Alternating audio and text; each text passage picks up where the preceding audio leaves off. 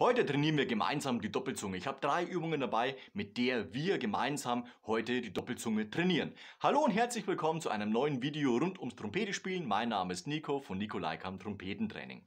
Eins vorneweg, solltest du merken, dass die Zunge oder der Ansatz fest wird, verkrampft, dann mach lieber eine Pause oder spiel tiefe Töne. Lockerheit muss dann wieder in Zunge und Ansatz gelangen. Das ist ganz wichtig.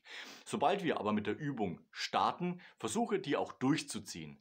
Die erste Übung ist folgendermaßen. Wir starten auf dem G1, Ta, jetzt kommt ein Wechselton Ti und am Schluss kommt Taka Taka Ta, Ta, Tia Taka Ta, Ta, Tia Taka Ta, Ta, Tia Taka Ta. Das heißt, wenn wir beim G1 starten, ist unser erster Wechselton, also dieses Ti, das As. Das entwickelt sich jetzt chromatisch nach oben. Ta, Tia Taka Ta, Ta, Tia Taka Ta. Wir machen jede Übung 4-mal und beim 5. Mal, also beim neuen ersten Mal, haben wir dann nicht G-As, sondern G-A. Beim nächsten Mal dann G-B, G-H, G-C. Und so erweitern wir natürlich chromatisch diesen Wechselton nach oben und das war die erste Übung. Wir starten gemeinsam. 3/4-Takt. 1, 2.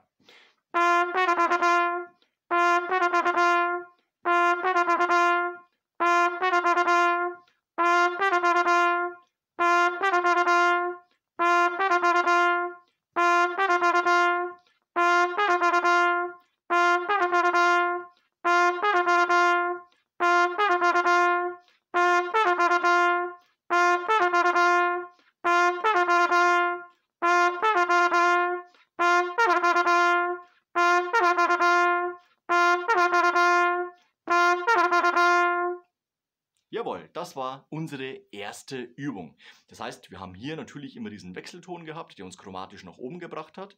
Und ich kann diese Übung natürlich auch etwas erweitern, indem ich euch folgende Übung mal zeige. Ta, tia, taka, tia, taka, tia, taka, tia, taka, tam. Das heißt, es ist so eine kleine Variation dieser Übung. Und ich habe jetzt natürlich die Verbindung, das heißt, meine Doppelzunge läuft durch. Ta, tia, taka, tia, taka, tia, taka, tia, taka, tam. Los geht's. 1, 2. Gleich nochmal. 1, 2, 3. Und noch ein letztes Mal. 1, 2. Jawohl, das war unsere erste Übung. Natürlich kann ich das jetzt auf eine tiefe Lage bzw. auf eine 2-gestrichene, 3-gestrichene Oktave übertragen. Aber hier mal die Basisübung im eingestrichenen Bereich, wo man sich eben vom Ansatz her noch nicht wirklich quält. Wir starten jetzt in der 2-gestrichenen Oktave, das heißt, wir haben oben beim C2 unseren Start und wir übertragen diese geupdatete Version in diese 2-gestrichene Oktave. Übung Nummer 2. Da, dia, da, dia, da, dia, da, dia, da, di. 1, 2. Nochmal. Nochmal. Und letztes Mal. Jawohl, das war unsere zweite Übung. Also wir trainieren nicht nur in der eingestrichenen Oktave, sondern haben letztendlich auch den Übertrag immer in die 2-gestrichene Oktave. Als nächste Übung gehen wir in die eingestrichene Oktave, diesmal aber nicht von G1 bis C2, sondern von G1 zum C1 nach unten. Das heißt in die etwas tiefere Lage. Noch nicht extrem, aber schon in Richtung der kleinen Oktave. Also zwischen G1 und C1 spielt sich diese Übung ab. Die machen wir natürlich pro Ton auch wieder 4-mal. Das heißt, wir haben da, daga, daga, da, da, daga, daga, da, da, daga, daga, da, da, daga, daga, da. Und jetzt geht es eben mit diesem Wechselton nach unten chromatisch wieder, bis wir eben das C1 erreichen. Los geht's! 1, 2.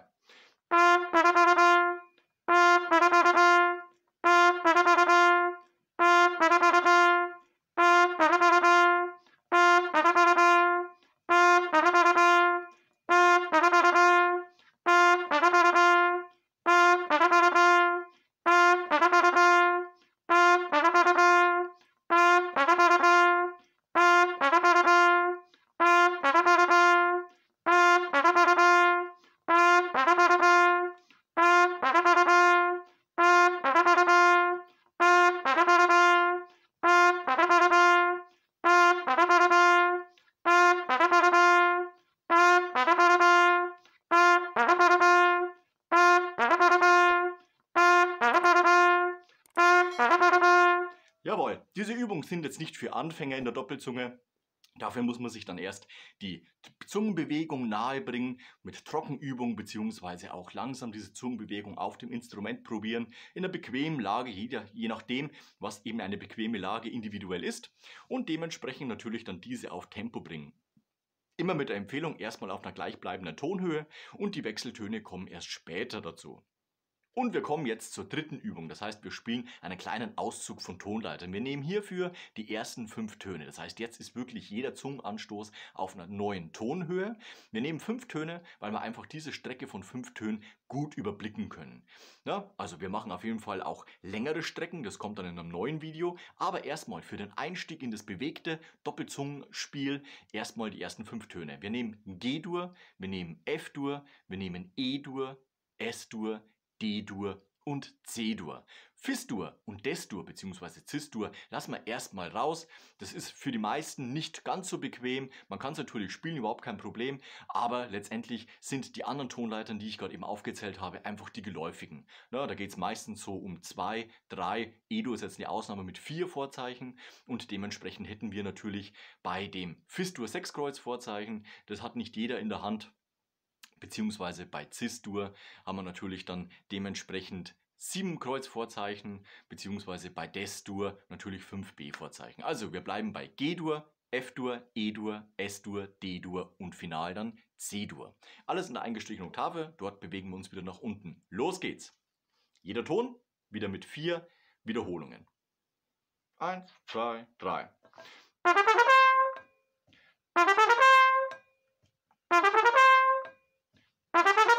1, 2, 3.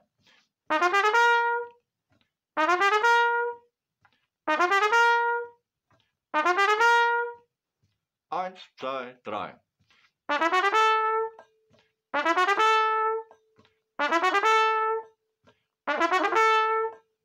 1, 2, 3.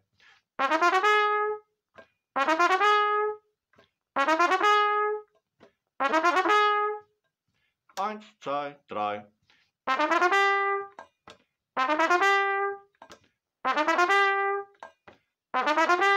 Und die C-Dur 1, 2, 3.